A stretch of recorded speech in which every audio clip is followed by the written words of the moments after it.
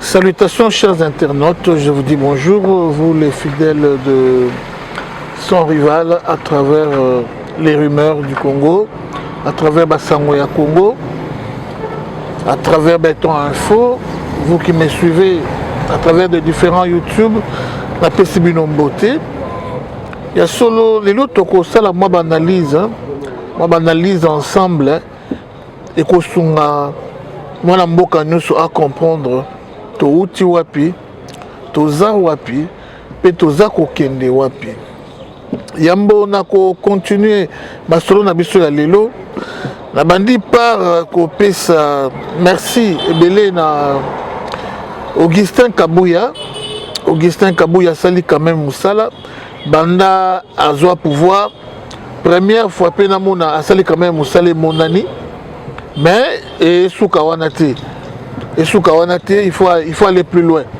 C'est-à-dire, Moussala Nini, il y a un gouverneur.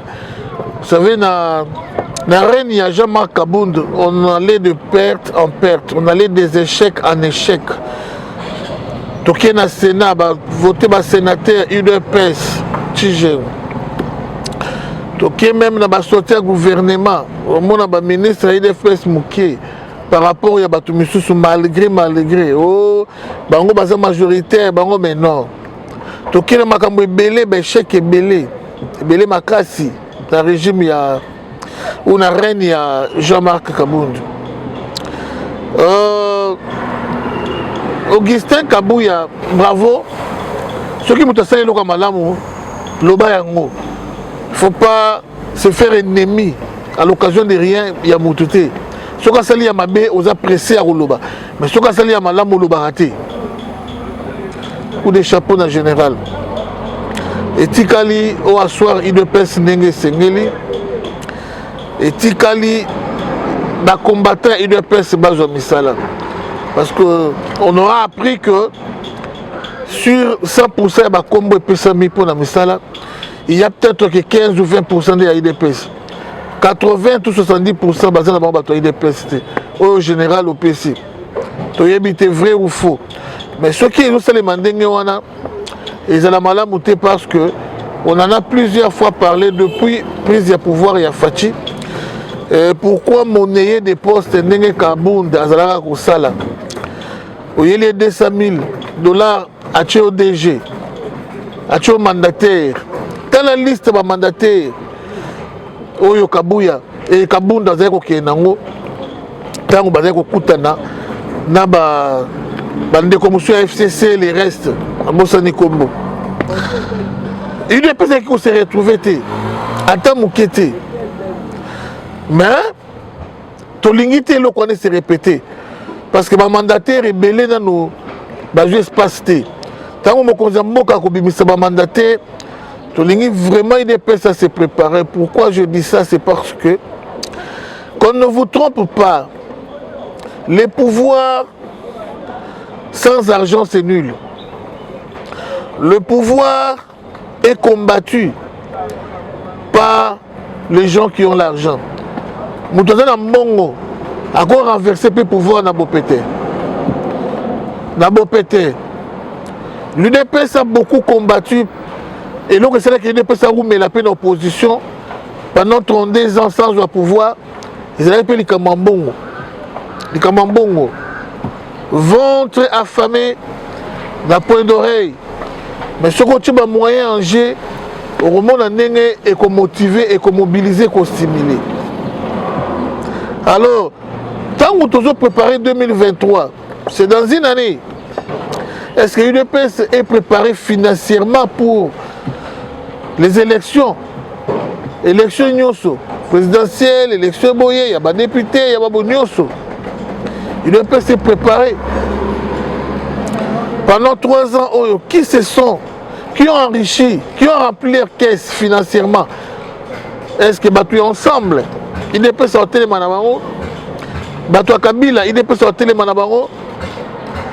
Et les restes, parce que quelques individualités, ne sont pas tous de l'UDPS. Il y a des relations à président, mais ils n'ont rien à voir avec l'UDPS. Et après, bato misusu bakenda na côté ya UDPS, mais ça n'a rien pour la UDPS. Le rôle de Chungu, ou ya RVA, a contribué même pas pour la UDPS. Je comprends pourquoi Bazofani ça est un mauvais abomi RVA, très mauvais, gestion ma B. RVA, ça plus d'1 million. Mais les lots RVA va nager à moins de $800. Comprenez vous-même. L'argent RVA va là, RVA comme il système même arriéré. Tout ça va foutre à mater. Nicolas Chungu. Pourquoi Aza Chungu? C'est parce qu'Aza Moutete là, soutenu par directeur de cabinet. Comment on écoute Nani? Niembo. Soutenu par qui? Par Batebele et Batete là. Toujours bon, il y a un tribalisme, on a dit, il faut aussi un tribalisme dans le film. Président de la République, tribalisme, il faut aussi le film. C'est un film de tribalisme ici. On peut se conseil, tu as l'ennemi. On peut le bon, on a mis ça, le bon, c'est lui, on passe. Mais il faut aussi le film. Chungu, il faut le RVA. Niembo, il faut le directeur de cabinet. J'ai toujours appelé A ce qui est A, B ce qui est B. Est-ce que l'UDPS, ce parti est prêt pour affronter les élections de 2023 financièrement, je dis? Gros financier. l'UDPS, il ne faut pas confondre. l'UDPS, sur Batobala, qui est mawa, dans ma cotisation, l'UDPS, ils ont au pouvoir. Et là, le coup, la moutou, parce que mon chômeur. Mon chômeur. Il y a un cabelo bambongo. Les lots, j'ai combien.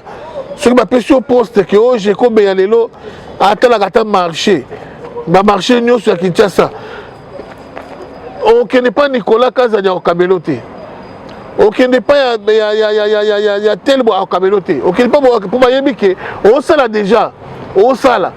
Mais si on sala té, c'est ça l'UDPS. L'UDPS t'attend à passer pendant plus de 30 ans. La cotisation, parce qu'on savait que c'est un parti de l'opposition qui n'a pas d'argent. Mais les lois UDPS au pouvoir, en tout cas, pour l'élection 2023, moi, je suis pototé. Moi, je suis fait au docteur Moulé Batini Mbongo, au Batini Mbongo pour l'UDPS et affronter l'élection 2023. Parce que l'UDPS est au pouvoir.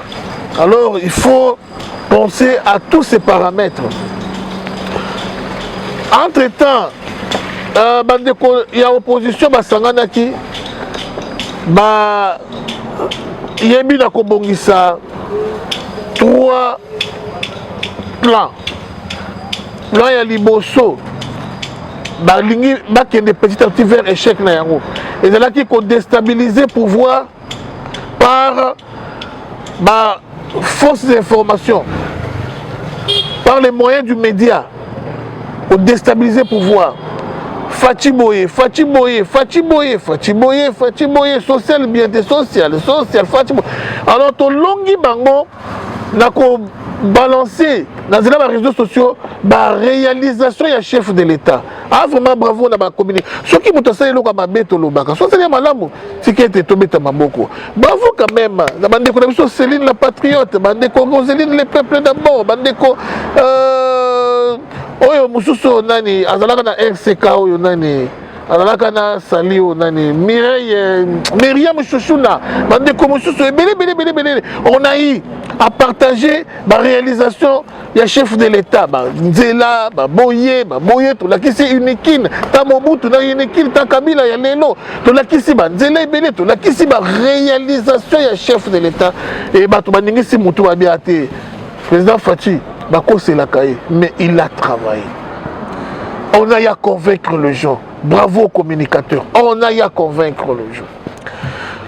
Et ça n'est pas si Nangambo Kuna. Pas si Makasi, non. Le chef de l'État, sa diplomatie est en train de réussir parce que Congo est isolé, hein, politiquement parlant. Congo est isolé, diplomatiquement parlant. Congo est isolé. Et comment on a un ghetto. Même à grande décision du monde, on ne pouvait jamais associer les Congos, mais avec avènement, il y a fils de l'homme, avènement, il y a choix de Dieu, avènement, il y a don de Dieu, avènement, il y a choix, il y a peuple congolais. Félix Antoine Tshisekedi, des pères et des mères congolais.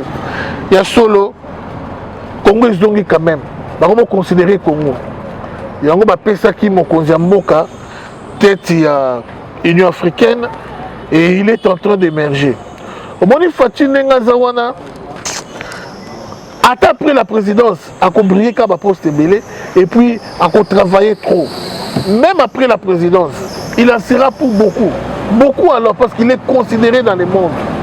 Félix Antoine Tshisekedi, c'est pas un homme comme toi et moi. Ça, je vous dis la vérité. C'est pas un homme comme toi et moi. Félix Antoine Tshisekedi, Azamit. Félix Antoine Tshisekedi, Azali, Moutou, Oyo Zambi, Asali na ralenti. Biso tout le monde, tout ça, na vitesse. Mais hier, on dirait que c'est na ralenti. Façon dont il y a raisonné, ils ont dit que en avance belé, en 20 ans avance. Façon dont il y a réagir, en 20 ans avance. Patience ah mais non, ceux qui m'a tué au place à Fatih, tous les plus grands démocrates du monde, tu ne vas pas supporter la bêtise et les caca. Tu ne vas pas supporter ça. On peut quand même battre belé pour qu'on battre belé. Sans toutefois au bout de criminel. Mais surtout quand on bombe battre belé, sur ma tchie on a place à Fatih. De la manière Fatih Fingama. Quand on a président de la République, on trouve quoi Janine Mabunda l'Assemblée a Fingio, Janine Mabunda a Maka Fatih. Fatih tant lobby bic rouge. À cette déclaration à Londres, je crois la poteau. Mais Janine Mabunda va réagir, ça va finir, va le bêtise. Mais tout le coup la Makila. Makila on commande la sonde ceux qui n'ont Makila boye na bosani. Oya munene wana. Makila Maka Fatih na façon moko je vous dis. Mais il faut qu'on nomme ceux qui n'ont pas ceux qui wapi. Mais il a un cœur de Jésus. C'est sans blague. Hein? Façon Makila Makaye. Ah mais non. Façon Daniel Safou manka Mokozamboka. Mais Daniel Safou a zonga sous député. Pour invalida qui est. Alali libanda lelia alali ne toko ali ba madesu ti d'ailleurs kozonga il sera président ni na quoi kozonga ça me Daniel Safou. La façon Daniel Safou manka Mokozamboka. Tout le monde va ensemble va te mêler même le petit peuple ici.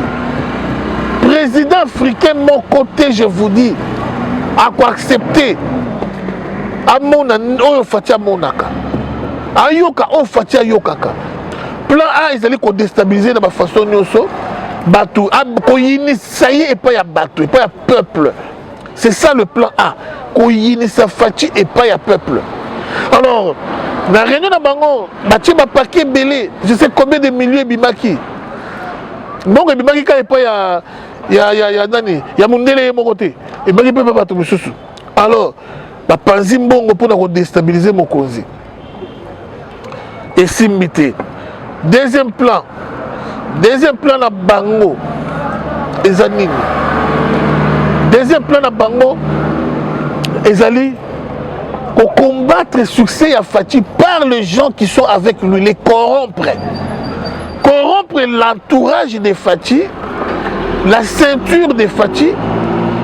Au sommet na bango banda kwa minene na bapoto pour na ba freiner travail à Fatih. Ils ont passé. Dans la société monnaie locale, il y a des Konabiso, monnaie en Afrique du Sud, à compatir. Dans ce là, il y a des Konabiso Gaston Foumoussam, Gaston Foumoussam, il y a Génération 4. Monnaie a émis président Félix qu'il va assister les Congo na kokisabilo kwa 50%. Ayana va vivre frais, ayana va tel pour la kisabilo à 50%. Ah, président Sepeli Makassi. Président vraiment à Sepeli. Mais ministre, il y a portefeuille. Azo signé, allez-y comprendre comment on combat Fatih. Ministre, il y a portefeuille. Maman, ceux qui n'ont ni comme Kimingaï, ça me fait mal. Ministre, il y a portefeuille. Elle sort de quelle obédience? Azamutuya, Bahati. Bahati, Bahati. Bahati. Ce qu'on t'a dit parcours, il y a Bahati. Il est allé de Cuba en Cuba. Parcours, il y a Bahati. Adalaka président de la société civile pour un mandat tel. Un mandat de Sili. Pour tika Bahati à Tikate. Longwe Bahati à Longwakate. Longwe Bahati à Longwakate. Longwe Tina Soukasali Kou. Société civile, et comment est-ce que je vais sur le Misato? N'attends pas Bahati. Bahati a mutu oyo soki aza vice. O mata o kita a dribblé ti a comme titulaire. C'est ça la vie de Bahati. C'est un traître de longue date. C'est un traître né et grandi traître depuis le moment naïe. Traître. Bahati de Momone. Vous savez très attention à Bahati. Tant que ministre portefeuille, ils ont bloqué. Ils ont bloqué. Tilelo. Mundela Bato Lémi. Mundela Lémi. Comment le président signe? Mais Bato Bissou m'a exécuté. C'est le plan B. Oh, il y a Mundele. Na ba collaborateur naé. Na mokonzi akala. Oh, confie le baga mokonzi akala. Plan B na bango yango wana. Basomba. Petit peuple na bongo te, mais basomba ba lourd wana, ba politicien wana na mo. Oh ba conseiller Fachi. Oh ba teli ya Fachi. Oh ba ministre. Oh ba te basomba bango. Ko ba frenaka.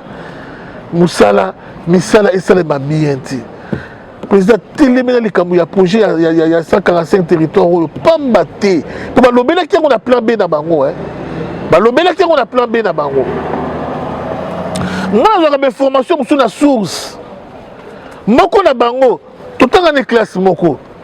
Tout le temps dans le collège, malgré qu'il y a dans la classe inférieure, si dans l'université ya Rolanda ngai tonga na sisi, yé aye kokota na université na Sima. Alors, bande ko ngai apesa kanga ba plan nyonso ndenge ezosalema. Réunion de 19h jusqu'à 3h du matin. De 19h jusqu'à 3h du matin.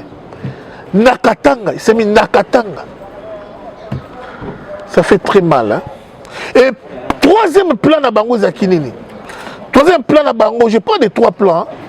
Plan A, qu'on déstabilise Fachi dans la rumeur, qu'on soit média, boyebo, tout ça, qu'on y ait sa Fachi par petit peuple. Deuxième plan à Bango. Deuxième plan à Bango Zakinini. Deuxième plan à Bango Zalia, qu'on somba bateau sur le gouvernement. Na ceinture à Fachi, na présidence, na tel qu'on somba bango. Pas de grosses sommes, hein, qu'on somba bango. Freiner travail, ya mokonzi. Et na volume koya, vous êtes toujours fidèle na ba rumeur na Congo, na volume koya na kotangi na bino komba, comment ya bato ba somba mi. Babani na pas ba leader na bango, ba ti kuta za déjà na bango. Bobo sala na bino. Mutu oyoyo, alors moi résistance mokie c'est Mbosso. Mais Botu na Mbosso très bien, Mbosso la vérité. Papa Mokonzi, moi na mwana ngolo ba oyo. Benga Mbosso, na kokoboso la na Mbosso. Mbosso ayebisa yo vérité. Combien il a été tenté. Mbosso ayebisa yo vérité. Basumba Mbosso Bahati. Et puis Mbosso na Bahati ba corrompre ba ministre, ba tel. Et plan C na bango, troisième plan na bango ezali nini? L'élimination physique ya mokonzi ya mboka. Élimination physique ya mokonzi ya mboka. Et surtout plan wana ba bongisi yango et se concrétiser quand ceux qui ont voté dans l'Assemblée, des pères et des mères et les qui, les 3 mois qui vont suivre, va éliminer Mokonzi Mboka physiquement. Wana plan c'est Nabango.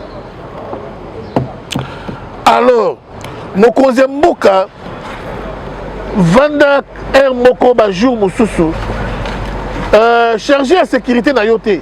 Yo moko. Quand ça charge, on n'est pas à chargé à sécurité na yote. Yo moko. Au sali réunion na ba rapprocher na yo. Réunion na ba tout nyonso ya sécurité.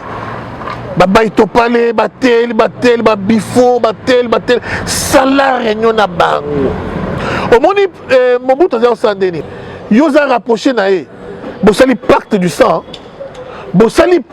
sang amizo kisati makila na vers omeliango on déclarait plus vraiment parce que la mort et la vie sont au pouvoir de la langue. On déclarait vraiment que ceux qui n'ont pas trahi ou koufa. C'est ça. Mobutu les faisait avec ses rapprochés, ces gens de sécurité. Il y a mon côté très comme Mobutu. Général Maïle a osé et il est mort. Vous croyez que François Bomena qui général Maïle wana tigre, you go bo tigre ne wana. Mais il a un boka ina sangoti. Mobutu na biso to vivre époque à Maïle. Lelo oyo il n'y a aucun général dans la trappe, il y a général Maïla Zate l'armée na biso aucun général dans la trappe, il y a Maïla Zate. C'était un véritable tigre, très bien formé, très fort, la connaissance de Moussala Maïla et la fidélité aussi. Mais Maïla quand il a osé à entrer en collaboration en communication dans Mindele pour faciliter l'entrée à Afdel. Mobutu Longwa, c'était déjà la haute trahison. Mobile comment on écoute Kinani? Comment Maël et Mboka? Comment on est Bokiso Nani? Donatien yo au trahi papa.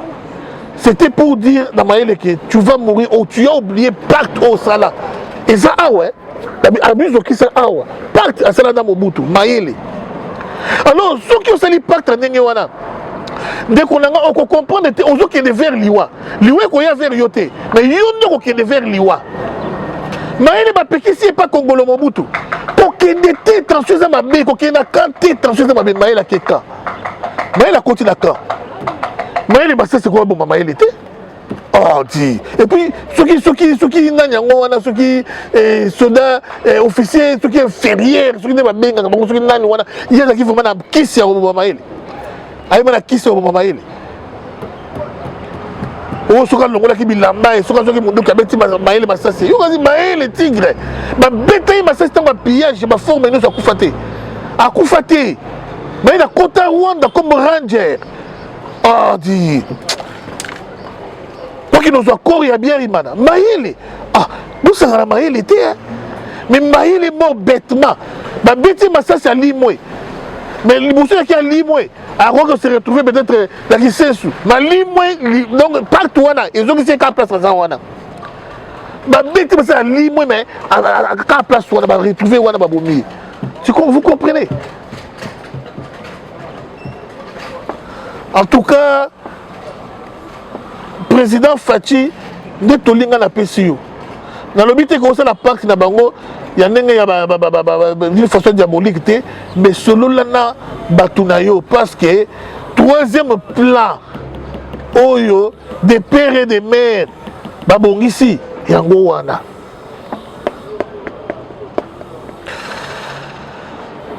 Pour na kosukisa na sukisi na tolimo ya moke. Toli nazo pesa Pero Luwawa te. Maintenant pesa batu nyonso ba ko emboîter les pas ya Pero Luwawa. Pero Luwawa a fait ce qu'il a fait bêtement et il s'est enfoui. Je ne sais pas s'il est au pays.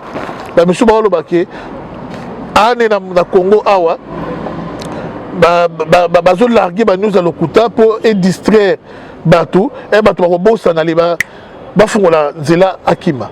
Mais à Batamine, quand la Congo a la ferme à Katumbi, ou dans une des maisons de Katumbi, ce que les gens disent, c'est pas moi. Mais si c'est vrai que Pero Akimi, je connais mon Noko Yazalakanango, on sait la vidéo. On sait la vidéo. Mbalamoko a sali vidéo. Et à cause de l'apparition, pour Bayambaye comme roi, Nabande Konabiso sans conscience, il y a Poto Missou Bazalaka. Bato a conscience basée belé.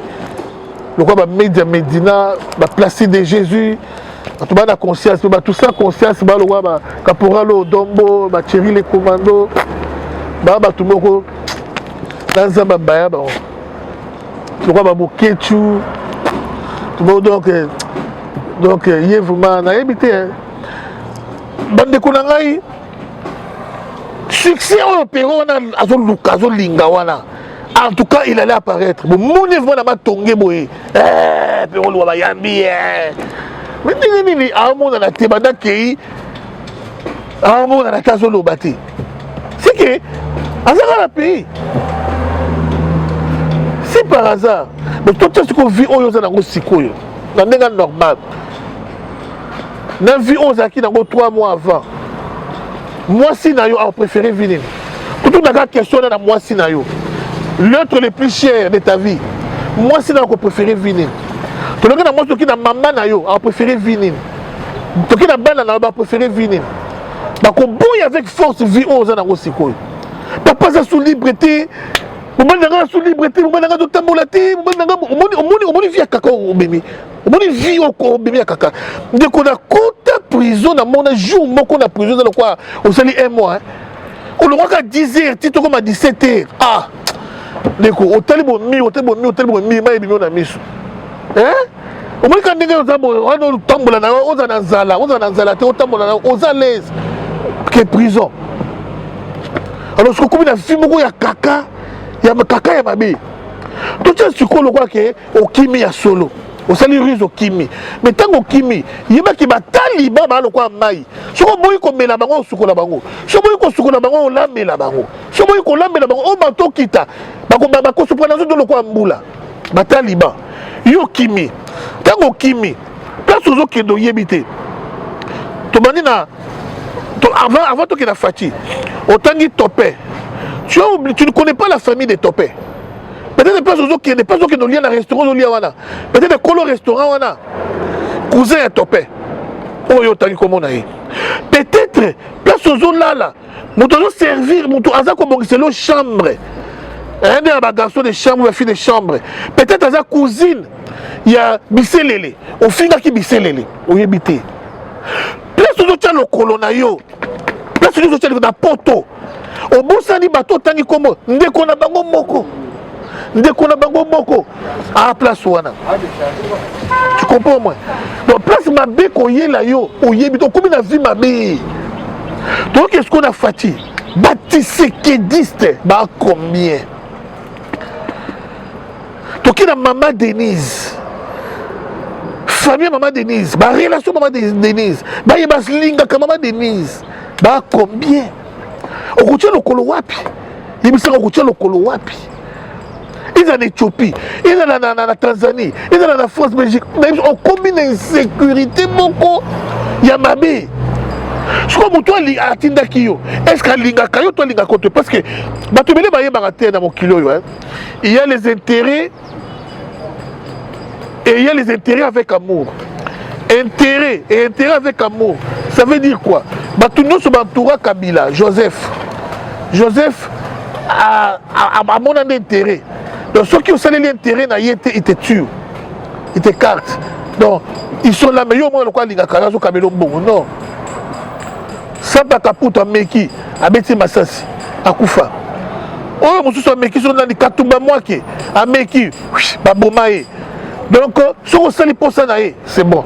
Mais mutu oye alingi, ata sali mabe, abomaete. J'ai vu les rois, comment les rois a pleuré de voir la loi et Zoboma Daniel. Pour tout le monde, roi à l'alité dans la Bible. À l'alité dans la Bible. Pour Daniel, qui est en Koufa. C'est ça l'amour.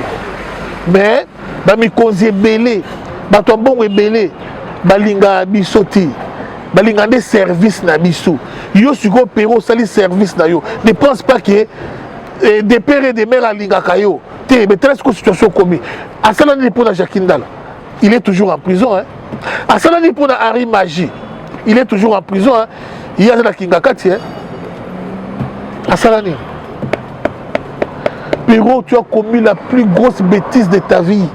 Et j'ai dans des conseils, vous m'écatez quoi, boiter le pas. Il y a Pero.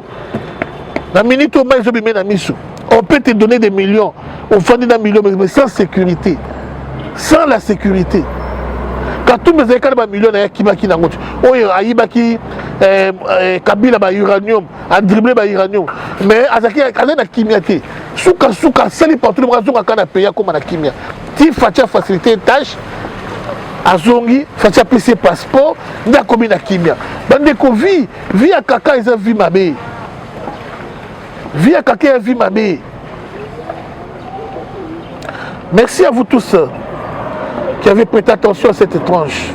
Particulièrement, je dis merci à Josué, l'homme qui travaille matin, midi, soir pour l'intérêt du peuple congolais en général et pour l'intérêt des Bassango ya Congo en particulier. Merci vraiment à tous les amis. Merci encore une fois à Fatih Beton pour ses nombreuses réalisations juste pendant 3 ans. Voilà ce qu'il a fait, le fils du pays. Bravo à toi. Et encore une fois, merci au professeur André Bata, vice-président de la République, de l'Assemblée. Vraiment, bon vent à toi. Zamba Zalanayo. Tokutani Balayasi. Merci.